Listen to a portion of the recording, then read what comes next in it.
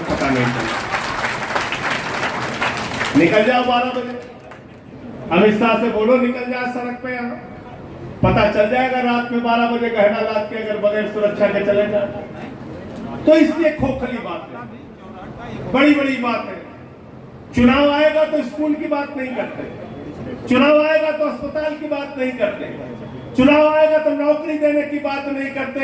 प्रधानमंत्री जी चुनाव के प्रचार में आते हैं, भारतीय जनता पार्टी वाले चुनाव के प्रचार में आते हैं तो कहते हैं प्रधानमंत्री जी कि भाइयों और बहनों, अगर गांव गांव में कब्रिस्तान है तो शमशान होना चाहिए कि नहीं होना चाहिए, बताइए आप।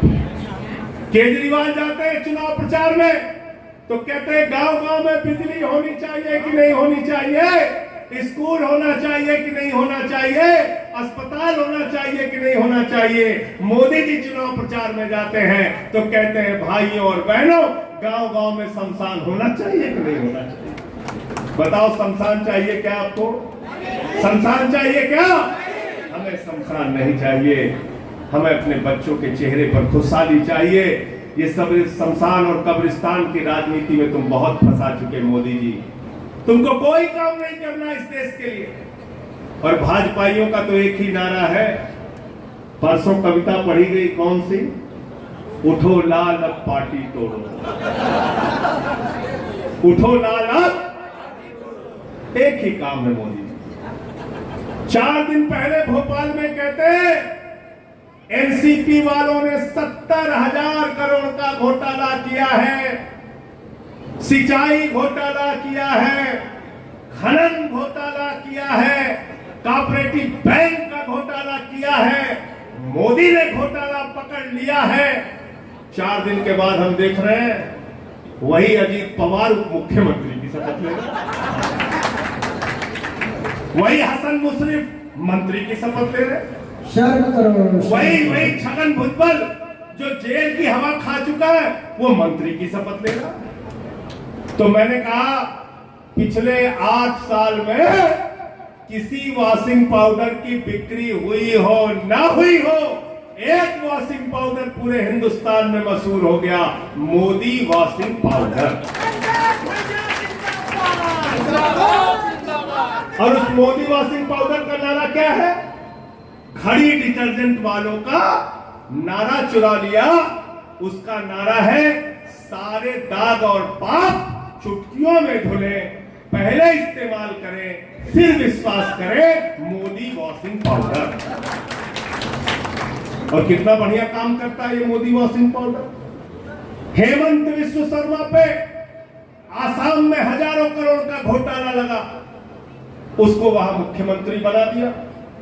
बंगाल में शुभेंदु अधिकारी पर शारदा नारदा स्कैम का आरोप लगा, उसको बंगाल की विधानसभा में लीडर ऑफ अपोजिशन बना दिया।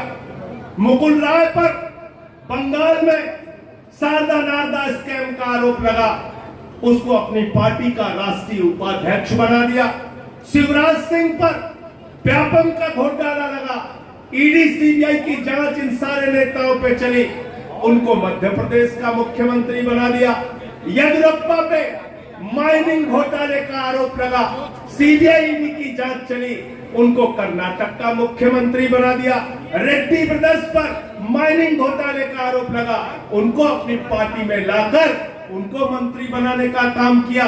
पूरे देश में जब धुलाई कर ली और अब महाराष्ट्र के अंदर अजीत पवार, हसन मुशर्रफ और छगन भुजबल को मोदी वॉशिंग पाउडर से धुलकर राजा हरिश्चंद्र बनाते उनको मंत्री बना दिया।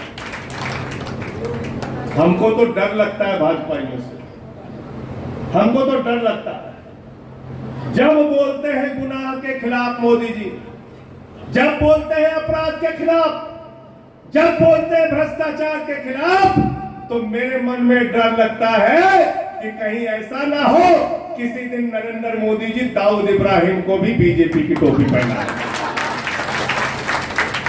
हो सकता है दाऊद को भी ज्वाइन करा दे बीजेपी वाले, करा सकते हैं कि नहीं करा सकते?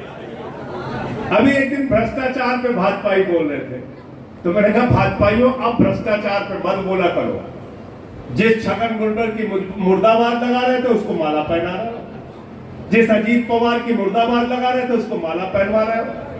तो अब मत बोला करो भ्रष्टाचार के खिलाफ। भ्रष्टाचार के खिलाफ भाजपाई बोलते हैं तो ऐसा लगता है ओसामा बिन लादेन अहिंसा पे उपदेश दे रहा है, अहिंसा पे उपदेश दे रहा है। ओसामा बिन लादेन अहिंसा पे भाषण दे रहा है। ये सबसे बेईमान पार्टी है भारतीय जनता पार्टी। हिंदुस्तान ही नहीं पूरी दुनिया की सबसे महाभ्रष्ट पार्टी है। पूरे देश में भ्रष्टाचार करते हैं। इस बात को गांव-गांव में पहुंचाने का काम कीजिए। जितनी बात और जितना उदाहरण मैंने दिया है लोगों तक पहुंचाइए और मोदी की सच्चाई बताने का काम कीजिए।